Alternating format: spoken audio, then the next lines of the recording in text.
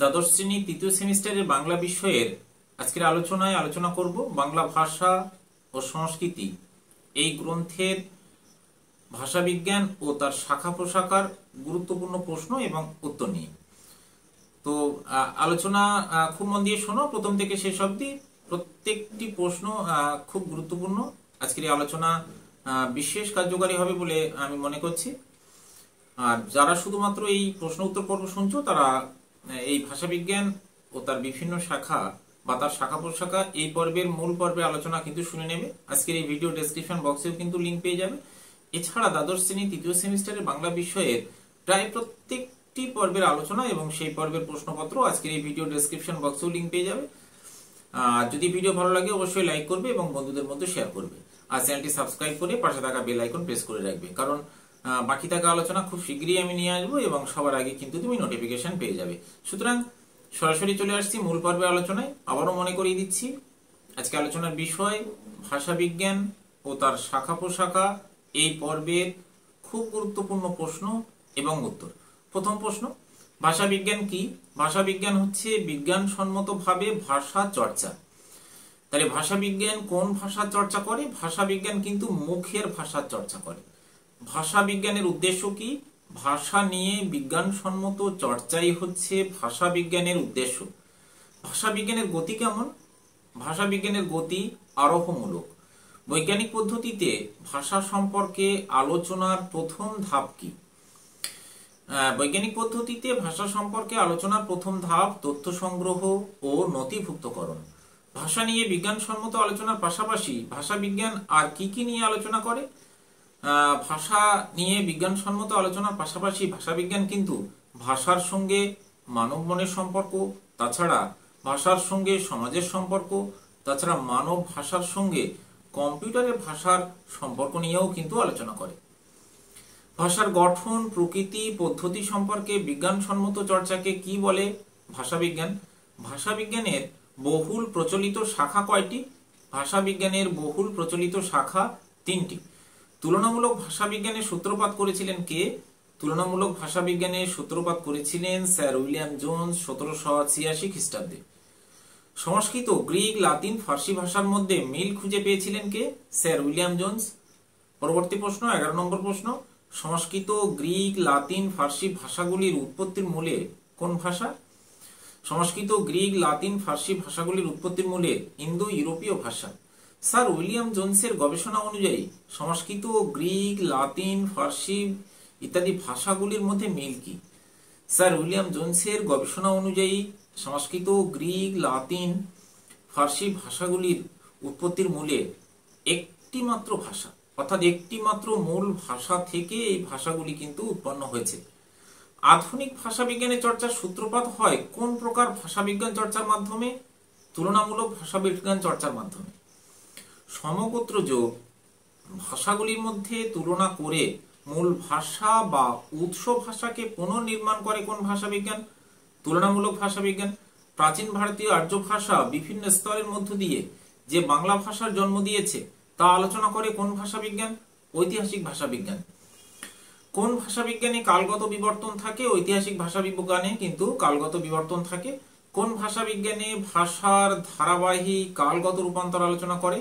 ঐতিহাসিক ভাষাবিজ্ঞানে। শব্দ ও পদমধ্যস্থ ধ্বনি পরিবর্তনের কারণ কি? ভাষার কালগত রূপান্তর। কোন প্রকার ভাষাবিজ্ঞান ভাষার ইতিহাস বা অতীত নিয়ে কোন রকম আলোচনা করে না? বর্ণনামূলক ভাষাবিজ্ঞান। পরবর্তী প্রশ্ন, 20 নম্বর প্রশ্ন, সমকালীন প্রচলিত ভাষার গঠন রীতি নিয়ে আলোচনা করে কোন ভাষাবিজ্ঞান? বর্ণনামূলক ভাষাবিজ্ঞান। পরবর্তী প্রশ্ন, বর্ণনামূলক ভাষাবিজ্ঞানের সূত্রপাত হয়েছিল কবে, কোথায়?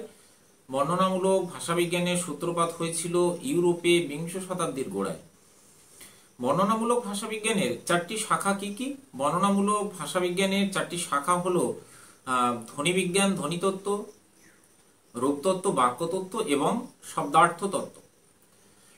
23 নম্বর প্রশ্ন, ভাষার সংগঠনের উপর বেশি গুরুত্ব আরোপ করে কোন ভাষাবিজ্ঞান? ভাষার সংগঠনের উপর বেশি গুরুত্ব আরোপ করে বর্ণনামূলক ভাষাবিজ্ঞান। ভাষার কেন্দ্রীয় চরিত্র, বিন্যাস ও তার গঠন প্রণালী নিয়ে আলোচিত হয় কোথায়? প্রধান ভাষাবিজ্ঞানে। ভাষার মধ্যে সমাজের সম্পর্ক ও অন্যান্য বিদ্যাচর্চার ক্ষেত্রে পারস্পরিক সম্পর্ক নিয়ে আলোচিত হয় কোথায়? ফলিত ভাষাবিজ্ঞানে।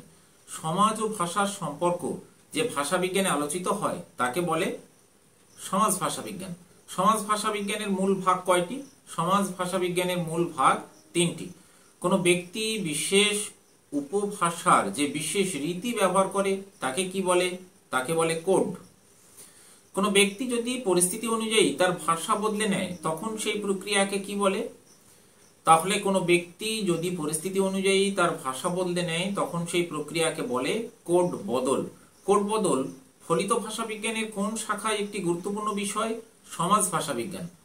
দুটি ভিন্ন ভাষার জাতি একে অপরের সংস্পর্শে এলে ভাবের আদান প্রদানের জন্য যে মিশ্র ভাষা গড়ে ওঠে তাকে কি বলে? তাকে বলে পিজিন। পিজিন দীর্ঘস্থায়ী হয়ে মাতৃভাষায় পরিণত হলে তাকে কি বলে? ক্রেওল।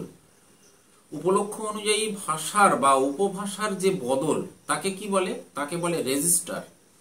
পিজিন ও ক্রেওলের ধারণা কোন প্রকার সমাজ ভাষাবিজ্ঞানের অন্তর্গত? পিজিন ও ক্রেওলের ধারণা পরিবর্তনমান সমাজ ভাষাবিজ্ঞান অন্তর্গত। সাহিত্যের নান্দনিক দিকটি আলোচিত হয় ভাষাবিজ্ঞানের কোন শাখায়? সাহিত্যের নান্দনিক দিকটি আলোচিত হয় ভাষাবিজ্ঞানের শৈলী বিজ্ঞান শাখায়।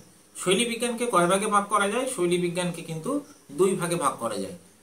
কোন লেখকের লেখার ধরনকে যে ভাষা বিজ্ঞানে আলোচিত হয় তাকে বলে কিন্তু শৈলী বিজ্ঞান। 38 নম্বর প্রশ্ন, আধুনিক শৈলী বিজ্ঞানে বহুস্বরিতা তত্ত্বের প্রবক্তাকে?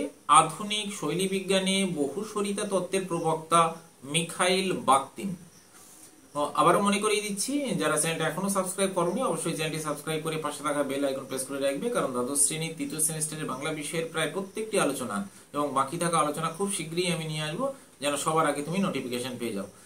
তো সরাসরি চলে আসছি মূল পর্বের আলোচনায়। লাং কি? ভাষার বিভিন্ন উপাদানের মধ্যে পারস্পরিক জাল বিন্যাসের নাম কিন্তু লাং। আর পারল কি? ভাষা ব্যবহারের মাধ্যমে ভাষার যে নিজস্ব রীতি তাকে বলা হয় পারল। লাং নামকরণ করেন কে? লাং নামকরণ করেন ফেদিনা দা শ্বশুর। পারল তত্ত্বের প্রবক্তা কে? পারল তত্ত্বের প্রবক্তা ফেদিনা দা শ্বশুর। চিন্তার পোশাক এই মতবাদটির প্রবক্তা কে? চিন্তার পোশাক এই মতবাদটির প্রবক্তা হলেন স্যামুয়েল ওয়েসলি। কোন একজন লেখক তার ভাবনাকে ভাষায় প্রকাশ করেন, এই প্রকাশ রীতি হলো কিন্তু চিন্তার পোশাক। পরবর্তী প্রশ্ন, রচয়িতা কিসের মাধ্যমে ভাষার হেরফের ঘটিয়ে নিজস্ব বক্তব্য পেশ করেন?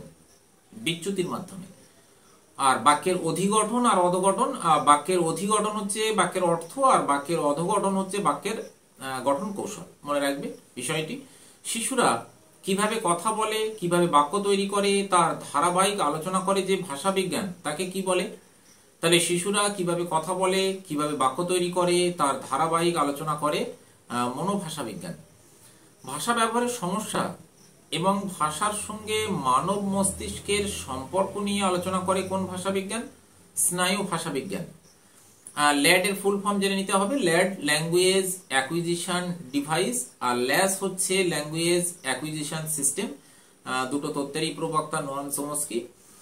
নোয়াম চমস্কি প্রথমে মানব মস্তিষ্ককে একটি যন্ত্র বলে অভিহিত করেন, ল্যাড অর্থাৎ ল্যাঙ্গুয়েজ অ্যাকুইজিশন ডিভাইস, ডিভাইস এখানে যন্ত্র। পরবর্তীকালে তিনি এই ডিভাইস কথাটি পরিবর্তন করে বলেন ল্যাস অর্থাৎ ল্যাঙ্গুয়েজ অ্যাকুইজিশন সিস্টেম, অর্থাৎ মানব মস্তিষ্ক হলো ভাষা শেখার একটি ব্যবস্থা। দুটো তত্ত্বেরই প্রবক্তা হলেন নোয়াম চমস্কি। মানুষের মধ্যেই থাকে ভাষা শেখার সামর্থ্য, কথাটি কে বলেন? Noam Chomsky. বলা, পড়া, লেখা ইত্যাদির ক্ষেত্রে বিশেষ ভূমিকা গ্রহণ করে আমাদের মস্তিষ্কের কোন অংশ? আমাদের মস্তিষ্কের বাম গোলার্ধ। আলংকারিক নির্বাচনের প্রবক্তা হলেন মিলিস। যে ভাষায় লিপি এখনো পর্যন্ত লিপিবদ্ধ হয়নি তার ক্ষেত্রে গুরুত্বপূর্ণ ভূমিকা পালন করে কোন ভাষা বিজ্ঞান? তার ক্ষেত্রে অর্থাৎ যে ভাষার এখনো লিপিবদ্ধ হয়নি সেই ভাষার আলোচনার ক্ষেত্রে খুব গুরুত্বপূর্ণ ভূমিকা পালন করে নিরীহ ভাষা বিজ্ঞান। কোনো ভাষা ভালো বা খারাপ বা কোনো ভাষা মিষ্টি বা কর্কশ নয়, ভাষা বিজ্ঞানের কোন শাখায় এটি আলোচনার বিষয়? এটি কিন্তু নিরীহ ভাষা বিজ্ঞান আলোচনা করে যে কোনো ভাষা ভালো বা মন্দ নয়, কোনো ভাষা খারাপ নয়, কোনো ভাষা মিষ্টিও নয়, কোনো ভাষা কর্কশও নয়, সব ভাষা সমান এবং গুরুত্বপূর্ণ। অভিধান রচনার সূত্রপাত হয় কি থেকে?